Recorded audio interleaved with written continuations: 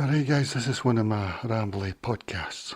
I want to talk about D, not L, D-lactate acidosis, which I think I gave myself a bit of a crisis of last week. Which I think I gave myself through diet, through this. It could be any of these type, like Yakult or anything. Possibly this. I should say too much of. I could be talking rubbish as well, so keep that in mind as well, but D-lactate, if you think lactic acid, so type D, humans don't generate it, we generate L-lactic acid, which is the lactic acid we get, after we've been exercising, but we can easily remove type L lactic acid, and this D type is only from really microbial fermentation, really. And things like probiotics or complex carbs, our own gut flora can generate it from the complex carbs in our diet, that sort of thing. But the problem with D-lactate is it's hard for the body to remove. It's very slow to remove it. You can think of it sort of like alcohol, really, like if you take too much alcohol, you can't remove it fast enough and you become silly, It's the same sort of idea with this. So we're really talking about D-lactic acid. Because we take all sorts of acids in our diet, Like Coca-Cola is pH 2.7, which I couldn't believe, apparently because of the phosphoric acid. But probably we can metabolize phosphoric acid really quickly, so that's not an issue. It's really only when it's something that we can't metabolize easily, and that's the case with D-lactic acid, which is mainly from microbial fermentation. But last week I felt really ill. I'd been taking 2 of these a day, which is probably too much, and for a few months I've been taking quite a lot of this, especially with meals and stuff, which with hindsight, it's probably been a mistake for me. I think it depends if you're a big fermenter, if you've got either you've got gut dysbiosis or you've got a lot of fermentation going on in your gut for some reason, you may be prone to this. But in the case of that, it's probably because of the lactic acid actually in it. They use lactobacillus casei, which is probably a copyrighted thing. Lactobacillus is the main oxygen, one that needs oxygen in our a good gut flora. So we actually have lactobacillus in our gut anyway. From our gut flora, we don't, if you took our gut flora away, we don't have any lactobacillus. And the most common one known is acidophilus. I don't know why these ones don't use acidophilus. Maybe they copyright it and feel they can copyright their own and feel they can use that. But anyway, Yakult. I've also had this problem with Yakult, and with Yakult I got it with just 1 a day. So maybe Yakult's even stronger, Where's Yakult gone? Because I've not seen it in the shops recently, but yeah, they use something like lactobacillus shirota or something.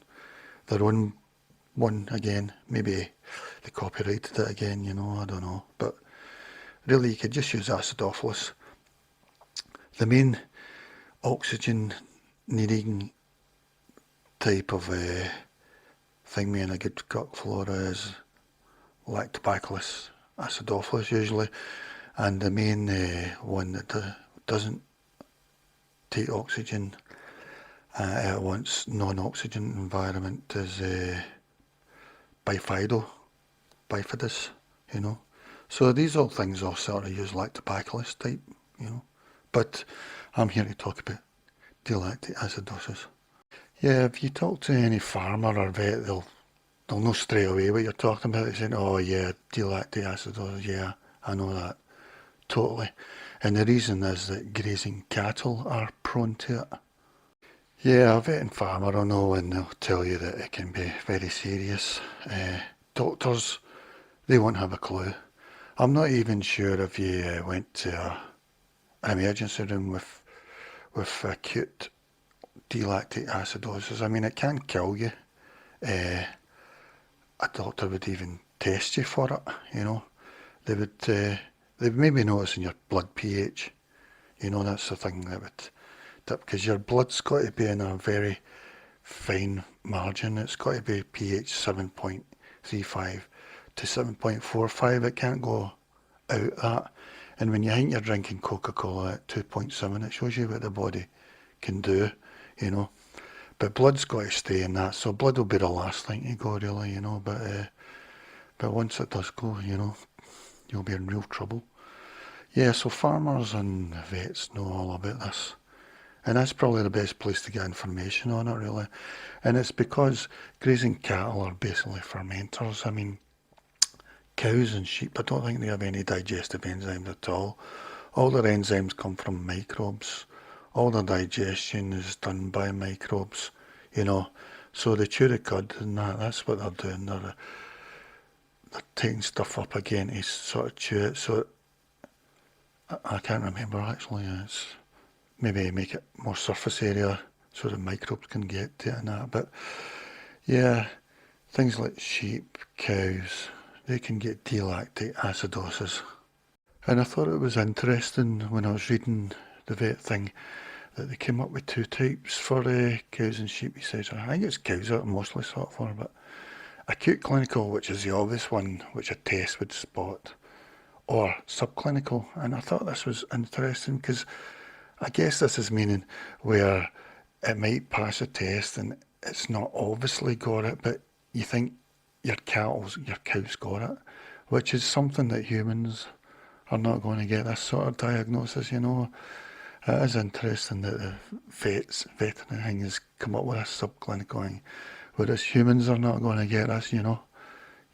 You're probably just going to get sent in a mental health service or something, you know, or put down as a bit crazy, you know. It just goes to show how our health service just isn't, it's just so much that they miss, you know. And it is funny that vets have got this. Apparently they talk about stuff like sodium. To solve it, it would be sodium bicarbonate, magnesium oxide.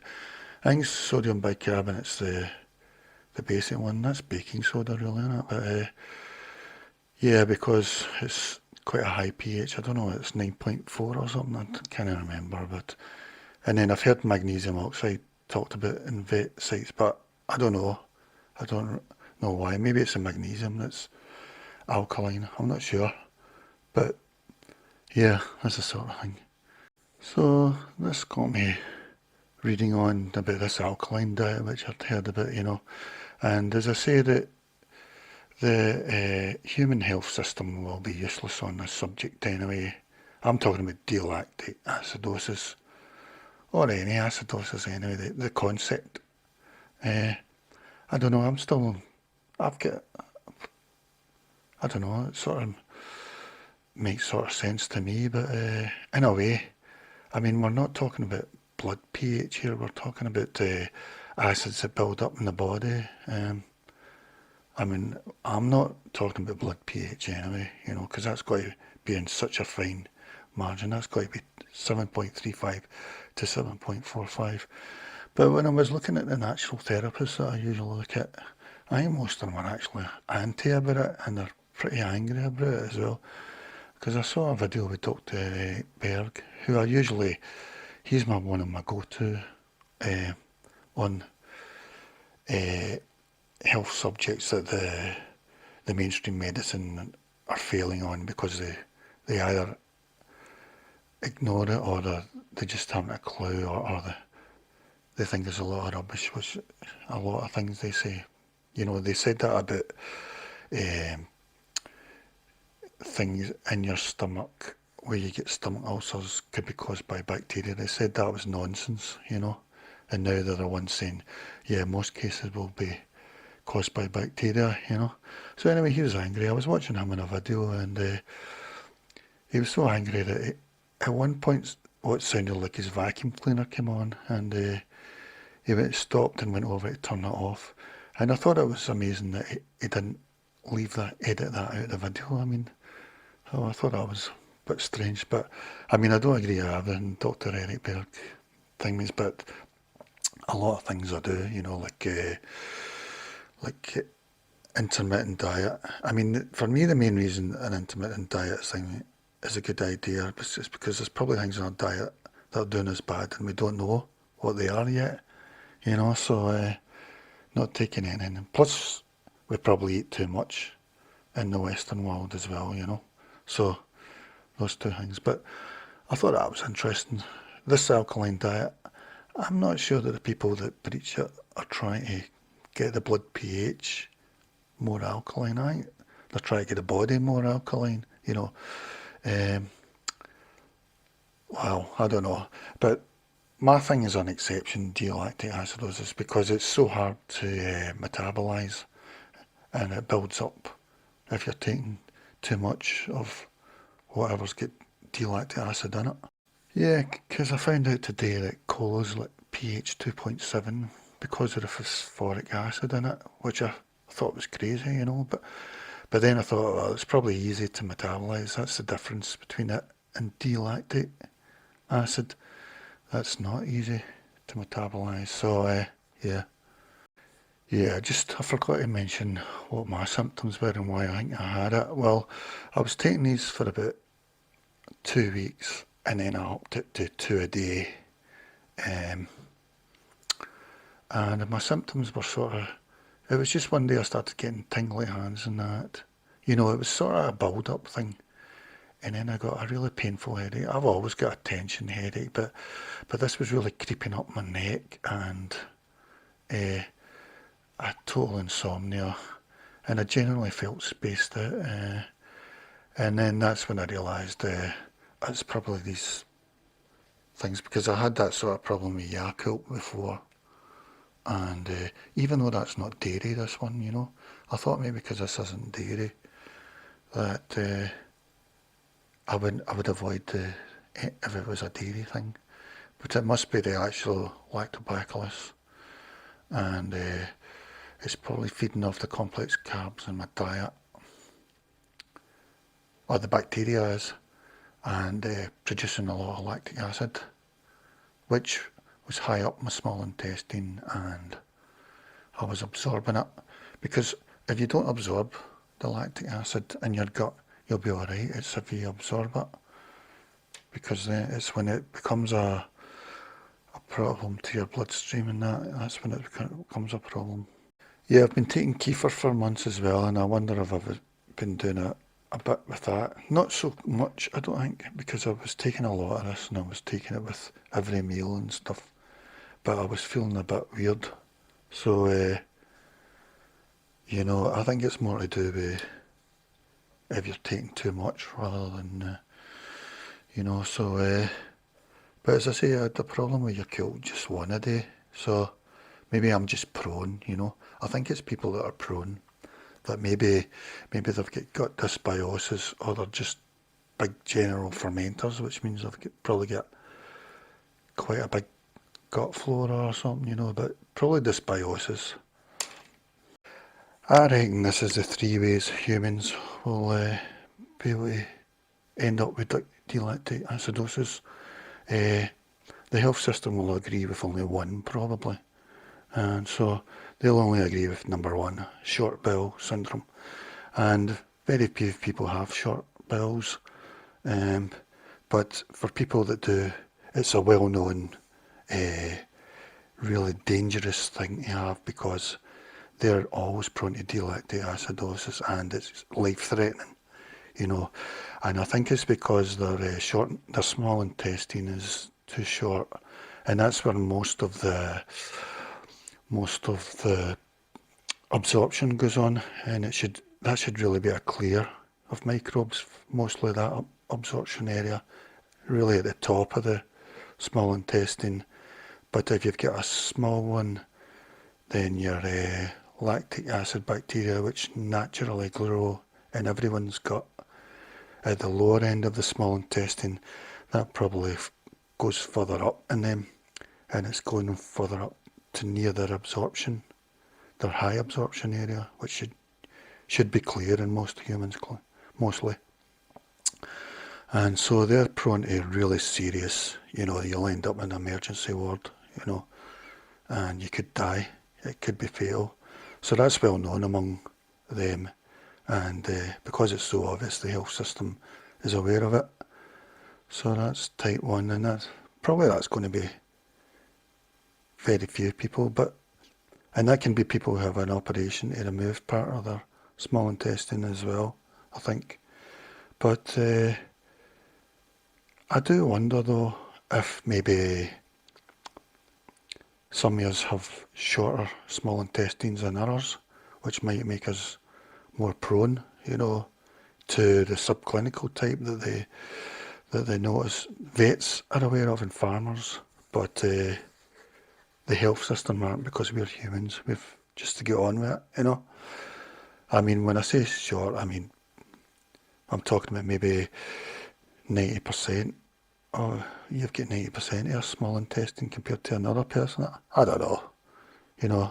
You get the idea, And then type 2, this is probably where I fit in, really, gut dysbiosis, where your gut flora is all wrong, and maybe you've got too much or whatever, and maybe it's came up your small intestine further as well, which is called small intestine bacterial overgrowth, which the health system puts a nod to, but they don't really do much about it. They'll maybe give you metronidazole or something for 2 weeks. But I think you can also get small intestine fungal overgrowth, but I don't think that'll create D-lactate acidosis, because I don't think it creates lactic acid. I'm not sure though. So I think this is mainly a bacteria thing. So gut dysbiosis, I think this might be fairly common. I mean, you could be talking about maybe 20% of the population, or 30% in my opinion, I'm just guessing that, but I think that could be fairly common. Mainly because maybe people have got some flora makes them prone, but also just because the Western diet, we eat too much, and we eat too much of the wrong things, And even complex carbs is its favourite thing, but also simple carbs. Though, between those two things, from simple to complex, that's what these bacteria live on, really. So if you're giving it simple, it might feed further up your small intestine. If you're complex, it might go a bit further down, So I can see that really being a problem, and that happened to me last week, really, So quite an acute thing, and that was straight from the diet, though, probably for me that time. And then the third type will be where you're taking the lactic acid basically from the diet. You're either taking the lactic acid, or you're taking the microbes that produce lactic acid, which is lactobacillus type, So this has got lactobacillus microbes in it. Probably that has as well. Maybe not as much, because kefir's quite a natural thing. It's got lots of different things. It says 14 strains of live cultures, whereas this has only got 2 in it, and they're probably both lactobacillus. They only list one, Lactobacillus casei. So it's lactobacillus that you're looking to avoid, even though it's a good thing for us. So you avoid producing D-lactic acid. As I say, 2 and 3 doctors will say it's a lot of nonsense. Vets and farmers will say, oh yeah, you need to maybe take baking soda if you get a crisis in that or whatever. But doctors will accept that one. Yeah, I'm just freestyle rambling now. I don't even know what my point is now, but I would say, who's prone to this subclinical type, that farmers and vets are aware of in cattle. And apparently in cattle and that, if it's subclinical, well, if it's acute, they need to take it aside and maybe get it tested and that, get a vet in. If it's subclinical, I mean, this is where they just think that their cow's not how it should be. And probably the main cause is usually D-lactate acidosis. So they'll say, oh, well, that its gates not a bit right or something. And I think the advice was to keep an eye on it and to change its grazing thing.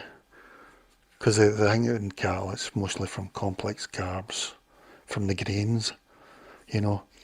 But anyway, on to humans, I think the same thing applies actually. You're probably better looking in vet sites than you are on this subject for humans than you are on the human sites, you know, human health sites.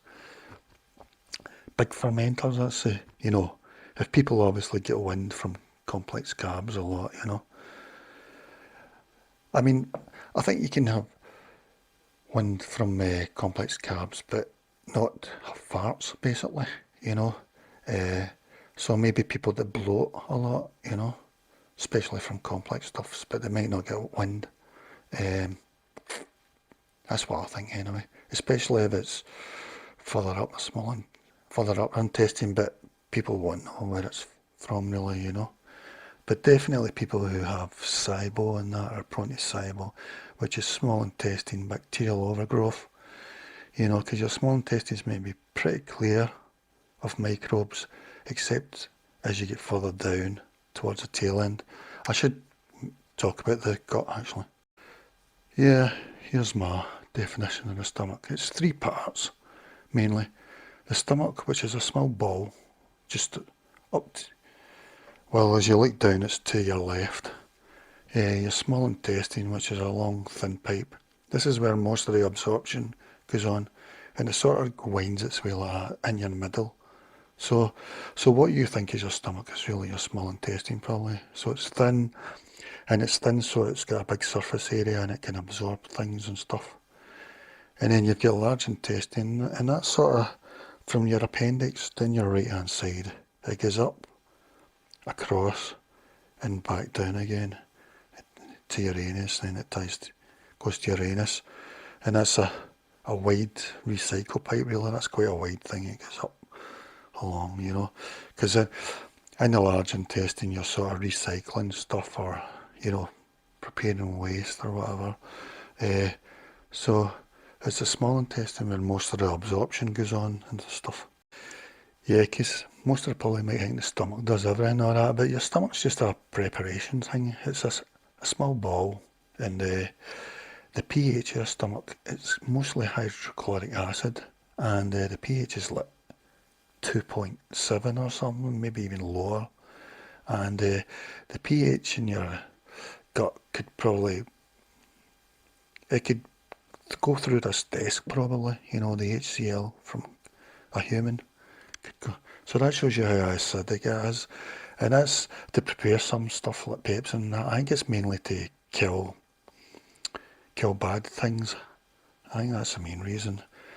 So then it goes to the small intestine, and straight away your pancreas and that pours in high alkaline things like bicarbonate and stuff to deal with the hydrochloric acid.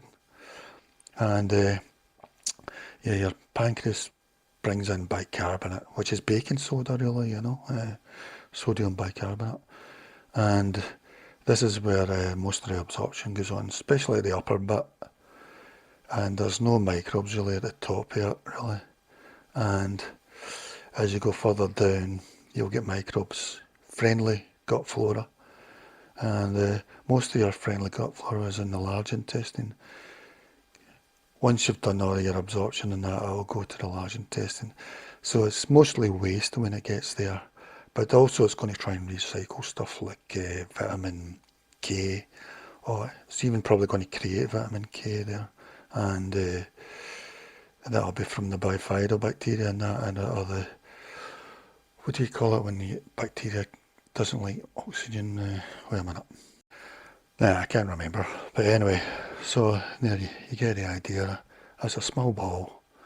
That's a long thin pipe, and that's a wide recycle pipe. So D-lactate acidosis is a problem here, and it's probably the upper reach of the small intestine, you know. In my case, from taking lactobacillus bacteria, and it's probably feeding off my complex carbs. I was absorbing it high up in my small intestine, and I found out the thingy. It took me about 4 days to get away from the acute situation I'd put myself in, acute D-lactate. I mean, I don't think it was life-threatening or anything, you know. I think for me it was probably maybe even nudged my blood pH even just 0.1 or something, you know what I mean? Apparently, urine pH isn't a good way of telling your blood pH, because urine pH can vary greatly because your kidneys deal with a much wider pH, you know, to protect your blood, really, you know. So, but maybe it will indicate if your urine pH is always, apparently urine pH can be anything from 4.5 to 8.5. So, but if your urine's always around about 4.5, then to me that would indicate, well, maybe you're a bit acidic, you know, because if it's always 4.5, it should vary at every meal and that, you know. It should go up and down. So, I bought some pH strips, which I'm going to try, but, and I'll test my urine, but I'm also going to, I've ordered an electronic one, which I think is meant for fish tanks, because apparently pH in fish tanks is very important. But I'm going to test it with my urine, and I'll probably try foods and drinks as well. Yeah, it took me 4 days. I was generally dazed, and also I felt that sort of nausea way, not to the way that I was going to be sick. Maybe being sick won't do any good if you've got D-lactate acidosis, because it's not your gut, it's actually in your metabolism, you know. So I don't know, but I did feel that nausea hanging, and I stopped eating, and I was drinking a lot, but there was very little urination. So maybe it was keeping a lot of water to alkalise me or something. I don't know, because even though I felt really ill, I went out a cycle ride, and usually I need the toilet at some point to urinate, but I didn't, you know, which was a bit strange, even though I was still drinking loads of liquids. So that was a bit strange, and I wasn't defecating either. That just sort of vanished, you know. So that was about 4 days it took to get rid of that nausea feeling. I'm probably still a bit thingy now, 7 days later, but I feel terrible all the time anyway, so it's hard to tell, you know. But this is the main point that I was going to try to make. Yeah, this was my big point for the video, and are many of us, too many of us have subclinical D-lactate, D, not L, acidosis, because we're big fermenters, or we have SIBO, or we're drinking lots of probiotics that have lactobacillus in them. You know, that was my point.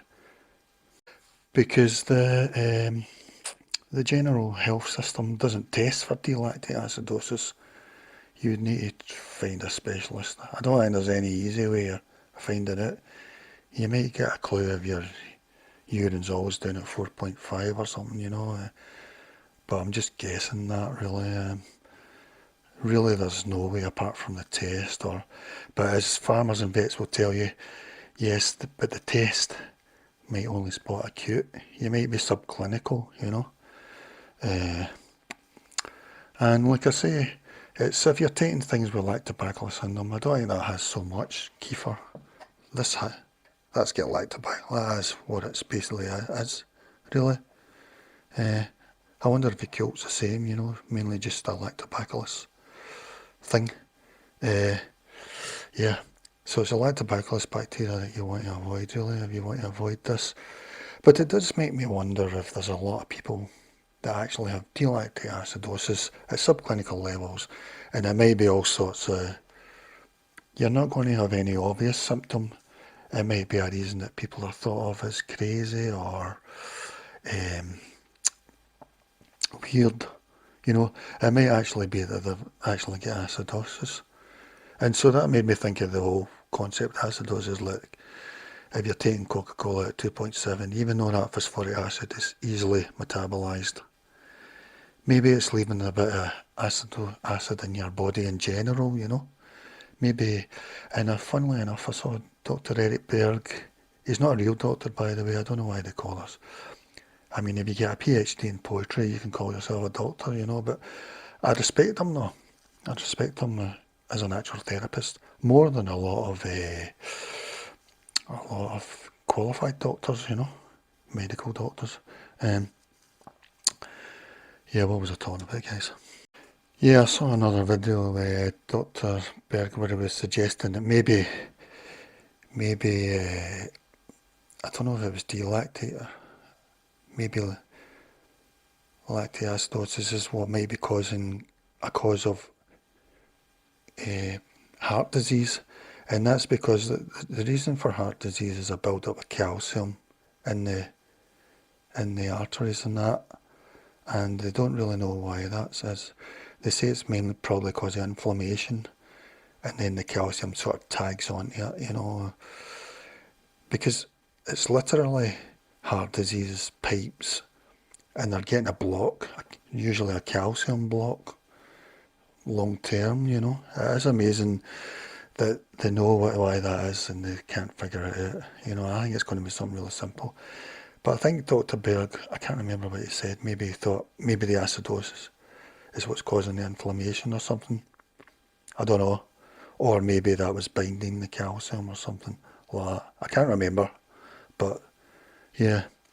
So, but at the moment the health system's probably not interested anyway. But I'm just talking about in general because apparently this affects the mind really badly because it interferes with the glucose in the mind.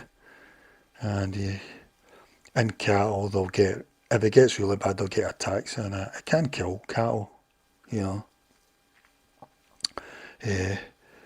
So that's probably why they're so aware of it. In humans, it's only expected to kill you if you get short bowel syndrome. But I'm wondering, maybe 20-30% of the population has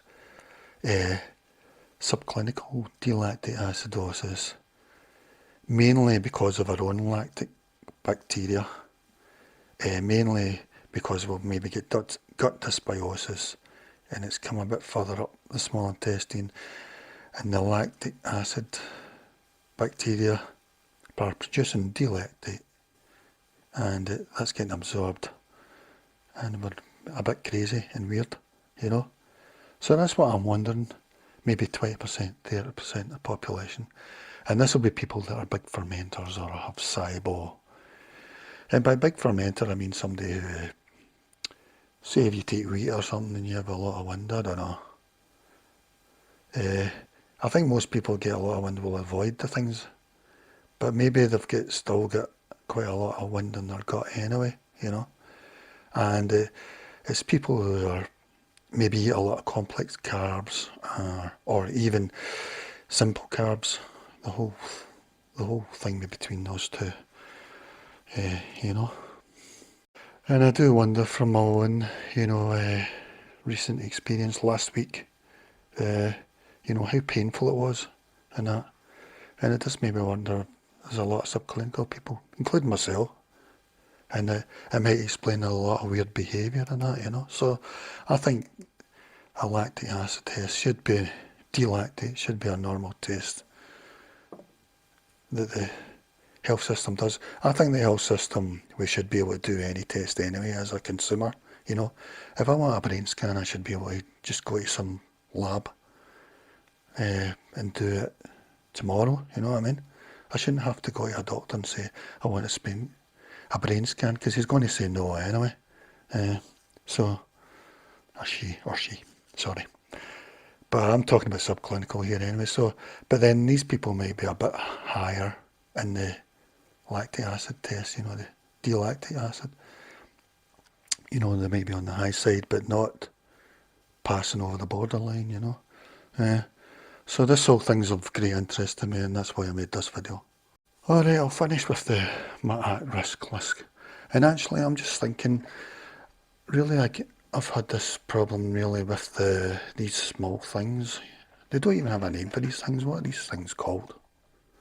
You know, are they really just yogurt shots or something? They don't have a name. Yeah, but it's a lactobacillus type that you want to avoid, and I'm guessing there must be a lot in this, so it says 2 strain of cultures, but it doesn't say the other one. I'm guessing it's another lactobacillus though. Yeah, it's lactobacillus you want to not go crazy on. I don't think there's so much lactobacillus in yogurt and that, and kefir, because I've only had this bad reaction with this and Yakult, but I have had bad reactions with these though, and because taking so much and so often with every meal and stuff, for me anyway, I don't think it's a good idea to take. These have got a lot of other types of bacteria in them, but I don't know, I think I'm just too fermenty, and I don't know. I wonder if we should try to go for alkaline stuff, and also maybe taking natural things that might sort of deal with dysbiosis, It depends what dysbiosis you've got, whether it's bacteria or fungal, which is usually candida. Those are the 2 main types. You can also have parasite dysbiosis, but that's more unlikely, a parasite. I think the 2 main ones are bacteria and fungal. Doctors don't believe in the fungal type at all, which is ridiculous. And the fungal type, you generate ethanol, which makes me wonder if a lot of people are going a little bit drunk, only just a bit.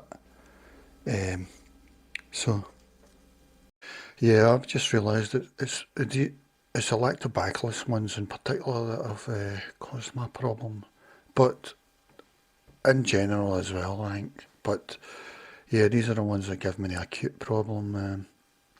I also tried HCl in the past, because HCl is a supplement, and a lot of the natural health things suggest that you've probably got too little HCl in your stomach rather than too much. So I took that, and it was a disaster. I mean, my lower intestines sort of stopped working really. I had a sort of seizure, and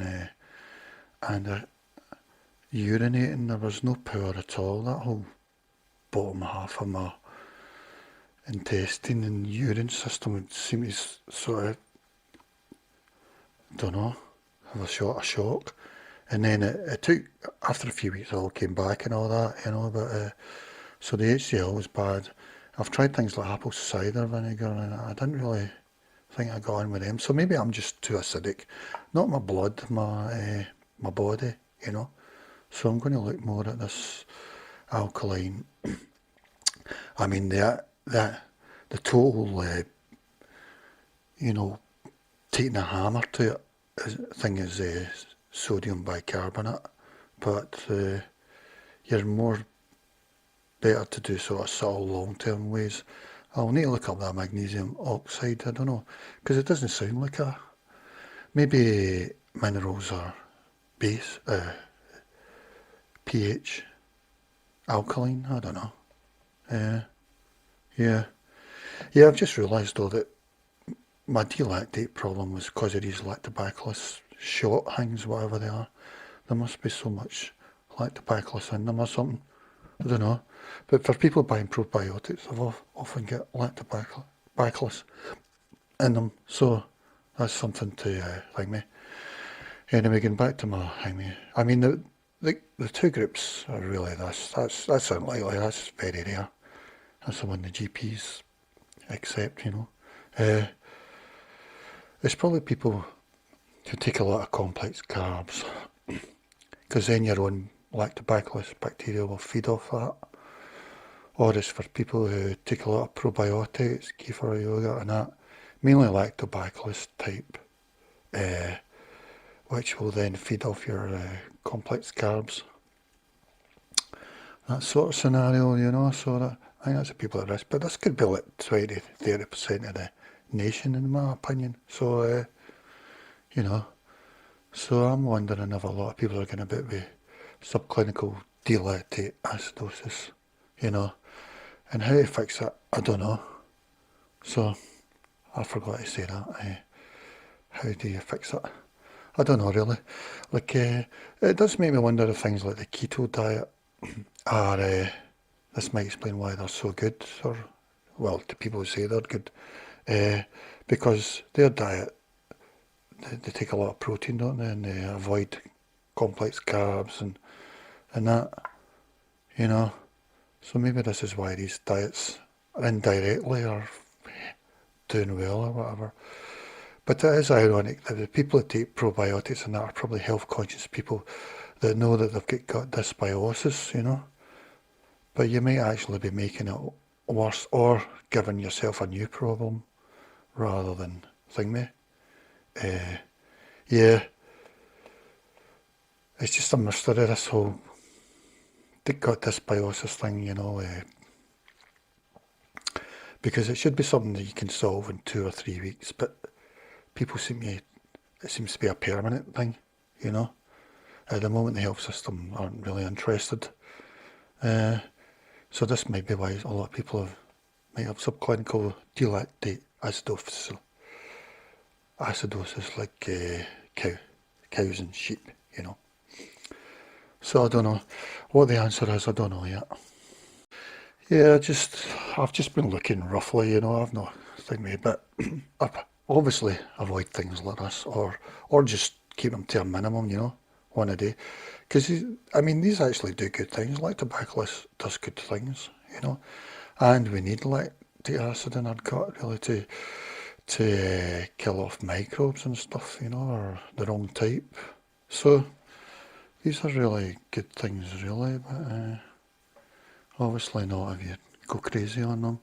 Uh, Less complex carbs because we do our own gut flora. We've got lactobacillus in our own gut flora, and they feed off complex carbs, and they'll produce lactic acid, D-type, and like I say, we produce the L-type lactic acid when we're exercising. You know, it's a byproduct from energy, from ADP. It's the thing that builds up in our muscles, and you know how you feel when you've got that. You feel badly bodily, but you also feel badly mentally as well, brain fog, you know. But that clears up in the day. D-lactate type takes a lot longer, as I've found it. And then the third thing is taking alkaline stuff. I don't know. People talk about alkaline diet and that. I actually think a bath might be a thing. But I'll probably end up with alkalosis, no doubt, you know. But a bath, because you absorb stuff through your skin. Because if you take stuff like alkaline water in your diet, straight away that goes to your stomach. Your stomach's pH is 2.7. That's probably going to neutralise it. That's what the angry doctors are saying, you know, the angry natural health therapists. They're saying any alkaline you take in your diet, it's going to be acidified straight away by your stomach, so it doesn't matter. But I don't really agree with their point, because I think we're talking about acids getting stored in the body. We're not talking about trying to move our blood pH, really. Well, that's what I'm thinking anyway.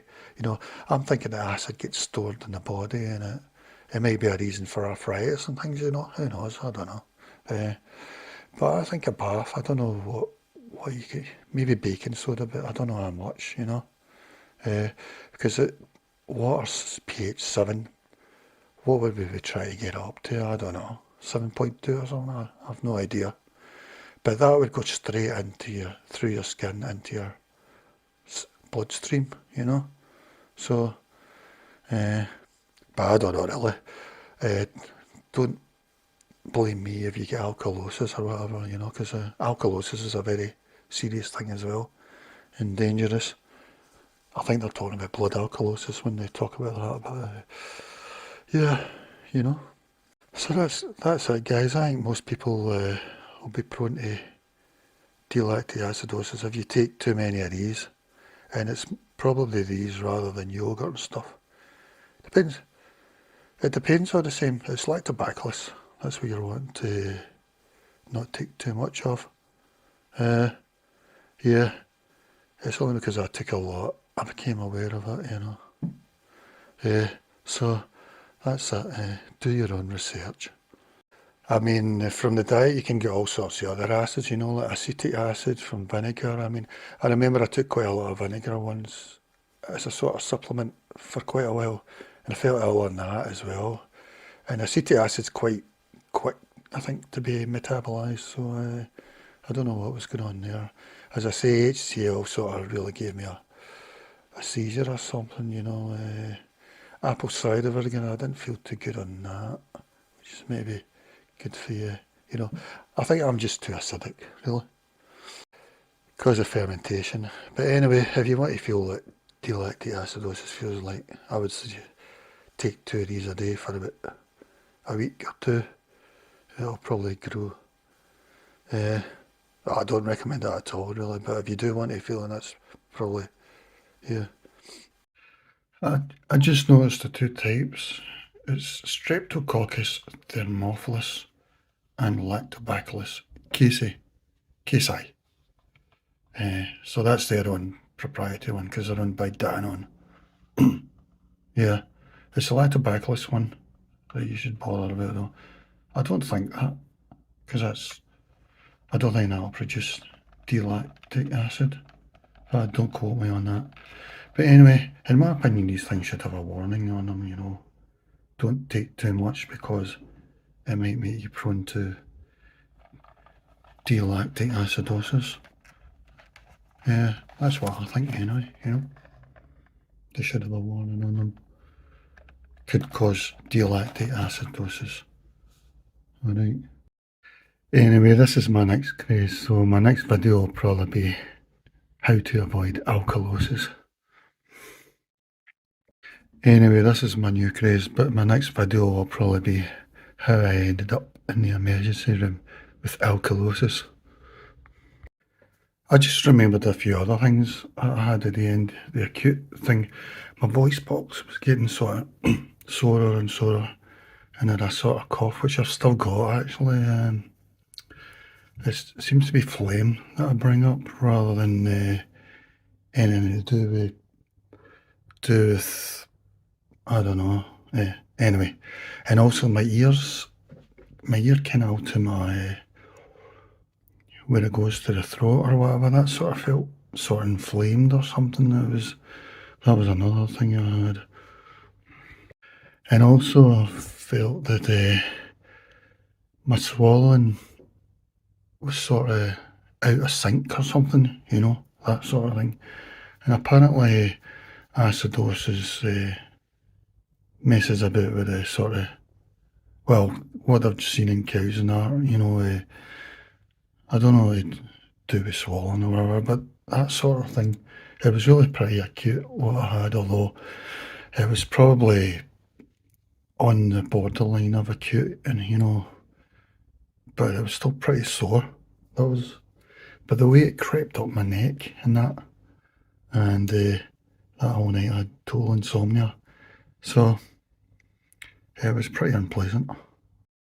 But vague, you know, a doctor would say, here, you're kidding on or something. Get over yourself, you know, something helpful like that. And it probably won't be a sudden thing, it'll just be a sort of build up. It's a bit like the boiled frog thing, you know. So you'll just start generally feeling lousy. Although there might come a point where it creeps up your neck and that, you know, and you really do get a sort of thing that makes it obvious.